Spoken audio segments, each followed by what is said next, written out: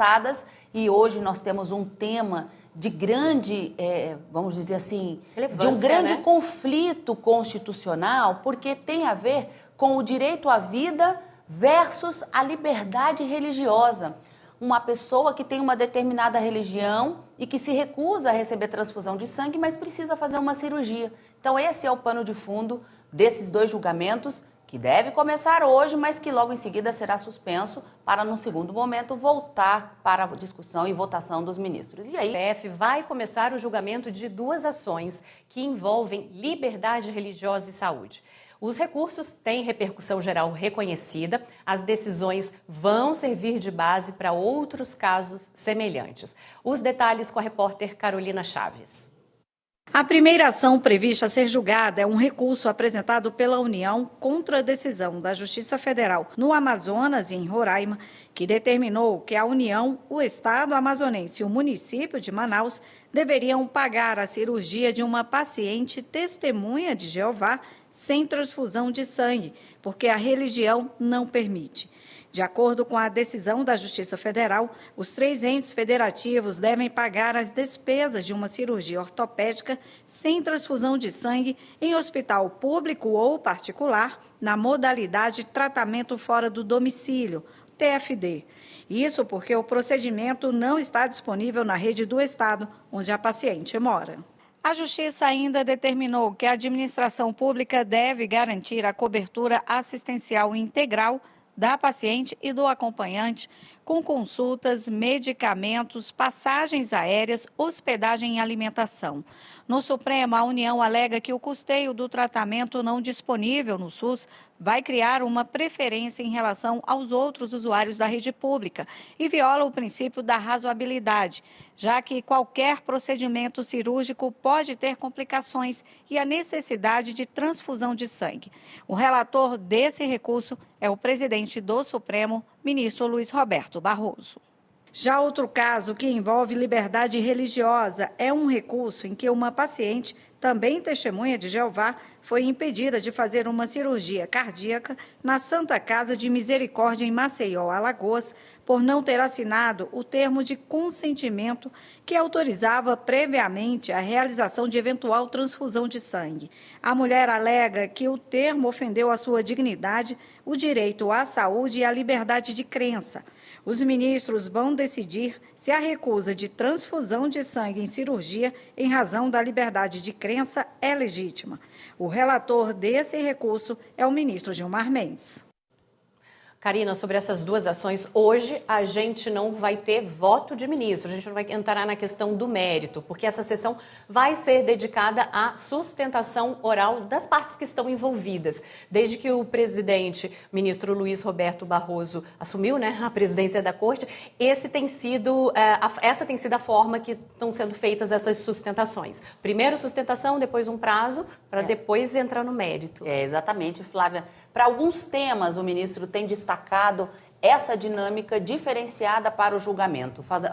Como você disse, assim, em duas fases, o julgamento. Num primeiro momento, as sustentações orais e depois os ministros, com todos esses argumentos trazidos aqui no plenário da tribuna do Supremo Tribunal Federal, eles podem confeccionar os seus votos, amadurecerem um pouco mais a ideia para, num segundo momento, numa segunda fase, agendar novamente esses recursos extraordinários para definitivamente proferirem todos os seus votos, começando sempre pelo voto do ministro relator. Então a gente viu que nesses dois casos, esses recursos extraordinários, eles têm a chamada repercussão geral, e essa repercussão geral, ao contrário do que muita gente pode pensar, e nunca é demais a gente repetir aqui, não é, Flávia? Não é que o tema ele tem um destaque maior do que outros temas aqui no Supremo. Não, todos os temas que chegam ao Supremo são complexos, são difíceis e são de extrema importância. E esse não seria diferente. Mas a repercussão geral, dentro de um recurso extraordinário, que é um tipo de recurso que só cabe aqui na Suprema Corte, é um requisito para que esse recurso chegue a julgamento. Então, ontem nós falávamos de embargos de declaração. E aí eu falava assim, que para que os embargos de declaração sejam recebidos, sejam analisados, algumas regras para ele ser admitido precisam ser analisadas, cumpridas. Então, se foi apresentado dentro do prazo, porque se não foi apresentado dentro do prazo, o recurso é intempestivo, e aí nem se julga o mérito. Para ali nas questões chamadas de preliminares. Então, não cumpriu, vamos imaginar, tem alguns recursos, por exemplo, que é preciso que se paguem as custas de forma antecipada, chama preparo. O preparo do recurso tem que ser pago como um requisito para que ele seja admitido para ser julgado. Não foi feito o preparo, a lei exigiu o preparo, não foi feito. Então, esse recurso não pode ser julgado. E há outros requisitos. Então, a repercussão geral é um dos requisitos para o recurso extraordinário ser julgado aqui no Supremo. E essa repercussão geral, ela tem que ser o primeiro item que é trazido pelo advogado na peça. Ele tem que solicitar a repercussão ele tem que geral. demonstrar que aquele assunto que ele busca reverter a decisão anterior e que ele está trazendo, essa discussão que ele está trazendo para o Supremo, é uma decisão que não vai beneficiar apenas o recorrente, no caso concreto, mas vai beneficiar muitas outras pessoas, dezenas, centenas, às vezes até milhares de pessoas, porque é uma discussão comum.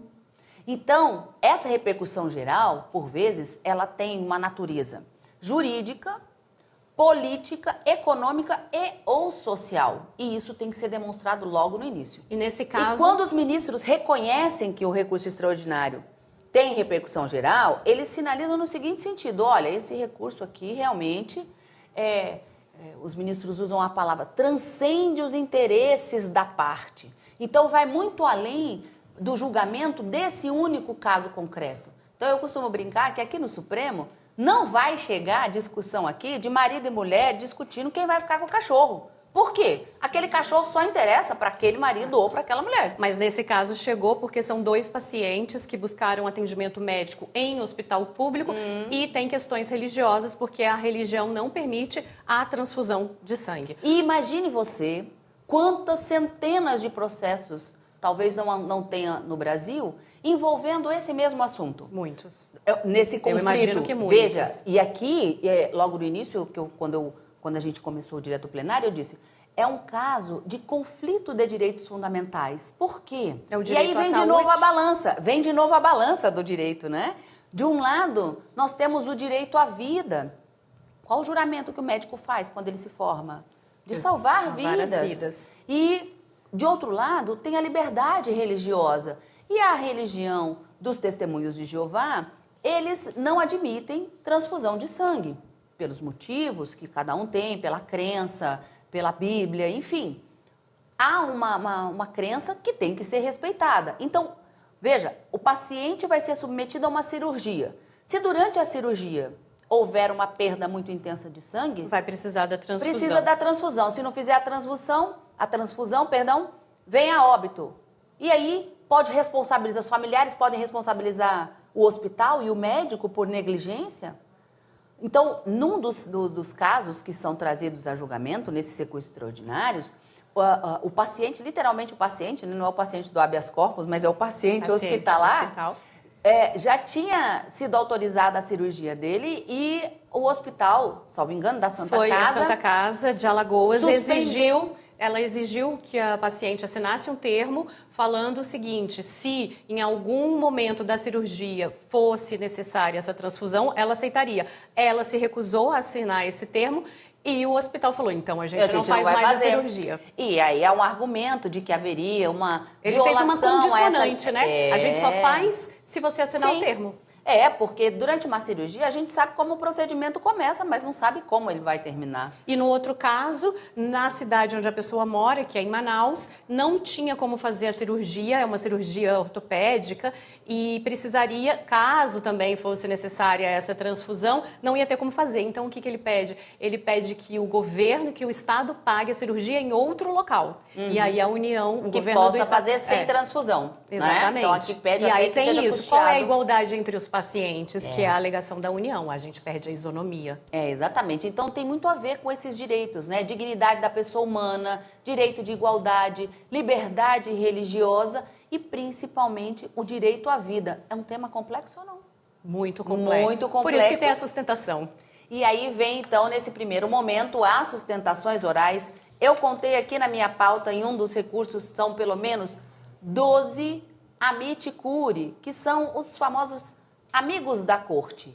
Que É mesmo... aberto espaço para todos os 12? Ou pode ser feita uma escolha? Não. Veja, para ser amigo da corte, não é porque é amigo do ministro que você é amigo da corte. O amigo da corte são entidades interessadas na conclusão ou no resultado daquele determinado julgamento que vêm ao processo e pedem ao relator para participar deste processo como amigo da corte. E o ministro E ele precisa só autorizar? Sim, ele precisa deferir o ingresso do amigo da corte para que ele possa se manifestar, inclusive fazer essas sustentações orais. E a figura do amigo da corte, embora ela exista na legislação das ações diretas de inconstitucionalidade, da arguição de descumprimento de preceito fundamental, o Supremo admite que eles também possam vir em recursos extraordinários de repercussão geral. Então, aqui nós temos esse caso, né, aplicando-se, por analogia, essa figura do amigo da corte aqui nesses dois recursos extraordinários. E aí, veja, o que é que pode acontecer ao longo do julgamento? Como nós temos muitos amigos da corte nesse processo, e o outro eu não contei, mas também imagino que deva ter bastante, o ministro pode dar um prazo para todos eles e dividir esse prazo para cada um individualmente. Porque o recorrente, a pessoa que recorre, que quer ter o direito à cirurgia pelo SUS, custeado pelo Estado, porque aonde ela foi fazer não tinha a possibilidade, ou mesmo aquela pessoa que está discutindo a situação de não poder fazer a cirurgia, porque condicionada à autorização de eventual risco de morte, não é? O amigo da corte ele vai trazer informações para os ministros que podem colaborar com a formação da convicção de cada um desses ministros. Na elaboração dos votos. Na elaboração dos votos, exatamente. Então, cada um traz os seus argumentos favoráveis ou contra dentro daquele tempo. E o recorrente, que são essas pessoas, né, esses pacientes que vêm até o Supremo, tem cada um 15 minutos para poder falar. E o Ministério Público também tem 15 minutos para poder falar. E os amigos da corte? Às vezes, os ministros dão 15, mas como são muitos, pode ser um tempo menor. A tendência é que se dê um prazo ou de 5 minutos, 10 minutos. Eu já vi, Flávia, da relatoria do ministro Dias Toffoli, na época da pandemia, um julgamento em que eram tantos amigos da corte para fazer sustentação oral, num julgamento sobre a quebra das patentes dos medicamentos, para que fosse possível outros laboratórios buscarem a medicina para, de uma certa forma, criar um medicamento, né, mais barato para a população para evitar e combater a Covid, que o ministro Dias Toffoli, o ministro-presidente à época, acabou dando para cada amigo da corte o prazo de 2 minutos para cada sustentação oral. Eu falei, vai ser uma correria, mas não. Mas dá. As pessoas, os advogados que sustentam oralmente aqui no Supremo são muito preparados, e foi realmente assim um julgamento assim bastante marcante. Então, nós temos essa primeira fase hoje apenas e depois, sobre esse tema os votos. E num segundo momento, depois voltando o ministro, a gente sempre fala, quem dá o comando para a pauta dirigida e diz quais são os processos que vêm a julgamento no plenário é o presidente do Supremo Tribunal Federal. Que é então, o relator de um desses recursos. O ministro Barroso é o relator de um deles. Isso. Então ele ele coloca esses recursos em outra pauta de julgamentos para aí então os ministros poderem votar. Tanto o relator, ministro Barroso e ministro Gilmar Mendes, como os demais ministros e resolver definitivamente esse tema, que tem repercussão geral. Aproveita-se a todos os outros processos que estão em andamento no Poder Judiciário em todo o Brasil e que estão paradinhos ali, aguardando o julgamento desse. Vamos imaginar que esse seria um julgamento paradigma. Esse aqui vai dar o norte para todos os outros que aguardam, diz a legislação, sobrestados, parados, aguardando o Supremo se manifestar. Tá bom. E aí, essa decisão também acaba prevalecendo para outros tantos julgamentos que vierem daqui para frente. Tá. Passo a palavra ao ministro Gilmar Mendes para fazer o relatório do recurso extraordinário 1.212.272, que, salvo engano, cuida basicamente da mesma matéria. Presidente, trata-se de recurso extraordinário interposto por Malvina Lúcia Vicente da Silva, em face de acordo da turma recursal da Seção Judiciária de Alagoas, que negou o provimento a recurso e, em consequência, manteve decisão que impediu o paciente testemunha de Jeová a submeter-se a procedimento cirúrgico sem a obrigatoriedade de assinatura de termo de consentimento para eventual realização de transfusão de sangue. Consta dos autos que a parte recorrente, por recomendação médica derivada da constatação de doença cardíaca, precisa realizar procedimento cirúrgico de substituição da válvula aórtica. A parte insurgente, a testemunha de Jeová, em razão dessa convicção religiosa, não aceita terapias e técnicas que envolvam a transfusão de sangue halogênico, sangue de terceiros, assumindo os possíveis riscos de um tratamento médico em detrimento do outro. Narra que a equipe médica teria concordado em realizar o procedimento sem a utilização de transfusão de sangue de terceiros, com emissão de declaração escrita. No entanto, a diretoria da Santa Casa de Misericórdia de Maceió, Alagoas, hospital no qual seria realizada a cirurgia, teria condicionado a sua realização à assinatura de documento de consentimento, por meio do qual a parte recorrente concederia prévia autorização para a realização, em caso de necessidade, de transfusões sanguíneas. Assinala que, diante da recusa em fornecer tal autorização, a administração do hospital cancelou o procedimento cirúrgico. Nesse contexto, a parte ora recorrente ajuizou a ação de obrigação de fazer em face da União, do Estado de Alagoas e do município de Maceió, objetivando, em apertada síntese, que se determine a realização da cirurgia sem o uso da transfusão de sangue e sem o condicionamento da assinatura do termo de consentimento para a utilização de hemoderivados. O juiz de primeiro grau, ao apreciar o feito, julgou o pedido improcedente. A turma recursal da Seção Judiciária de Alagoas, por sua vez, negou o provimento ao recurso inominado. Daí a interposição do presente recurso extraordinário. A parte recorrente afirma que a paciente é pessoa maior de idade, plenamente capaz, lúcida e orientada. Assevera que sua opção de submeter-se a procedimento médico sem o uso de transfusões de sangue decorre de sua consciência religiosa, envolvendo valores morais muito significativos para si. Nesses termos, a exigência de consentimento prévio para a realização de transfusões de sangue como condição ao seu ingresso no centro cirúrgico ofendeu a sua dignidade e o seu direito de acesso à saúde, tendo em vista que obriga que se renuncie à sua convicção religiosa, quer dizer, que ou obriga que se renuncie à sua convicção religiosa ou obriga que se abdique do direito à saúde. Argumenta que o direito à vida não constitui direito absoluto, havendo hipóteses constitucionais e legais em que se admite a sua flexibilização.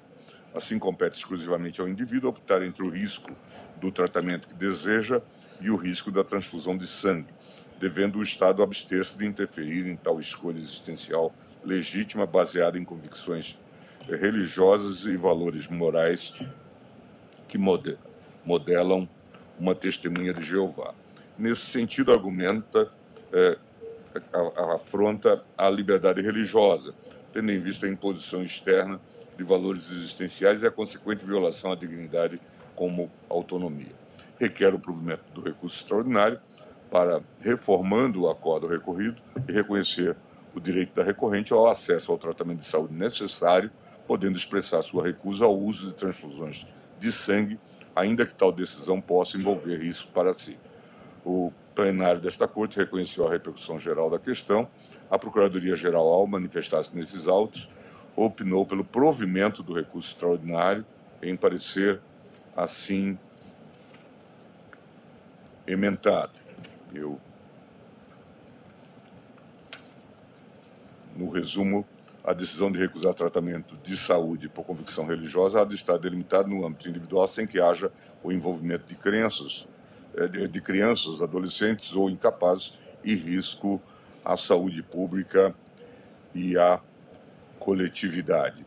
E faz propostas de teses de repercussão geral. É permitido ao paciente recusar-se a se submeter a tratamento de saúde por motivos religiosos como manifestação positiva de sua autodeterminação e de sua liberdade de crença. A recusa a tratamento de saúde por motivos religiosos é condicionada a decisão inequívoca, livre, informada e esclarecida do paciente, ao não envolvimento de crianças, adolescentes ou incapazes e à ausência de risco à saúde pública e à coletividade. É possível a realização do procedimento médico disponibilizado a todos pelo Sistema Público de Saúde com a interdição da realização de transfusão sanguínea ou outra medida excepcional, caso haja viabilidade técnico-científica de sucesso, anuência da equipe médica com sua realização e decisão inequívoca, livre, informada e esclarecida do paciente. Admitir, na condição de amicus curiae, a Associação das Testemunhas Cristãs de Jeová, o Instituto Brasileiro de Direito Civil, a Associação Nacional de Juristas Evangélicos e a Sociedade Brasileira de Anestesiologia. A parte ora recorrente, por meio de petição, informando estes autos, a realização do procedimento cirúrgico em outra unidade hospitalar, sem a necessidade de assinatura de termo de consentimento para eventual realização de transfusão de sangue de terceiros. Apenas para efeito da adequada compreensão e balizamento da discussão, esclareço que a questão de mérito ora submetida à análise diz respeito à possibilidade do paciente submeter-se a tratamento médico disponível na rede pública sem a necessidade de transfusão de sangue, em respeito à sua convicção religiosa. Por sua vez, a matéria do RE 979742, da relatoria de Vossa Excelência, está vinculada a definir se a convicção religiosa impõe que o Estado custeie tratamento médico indisponível no SUS.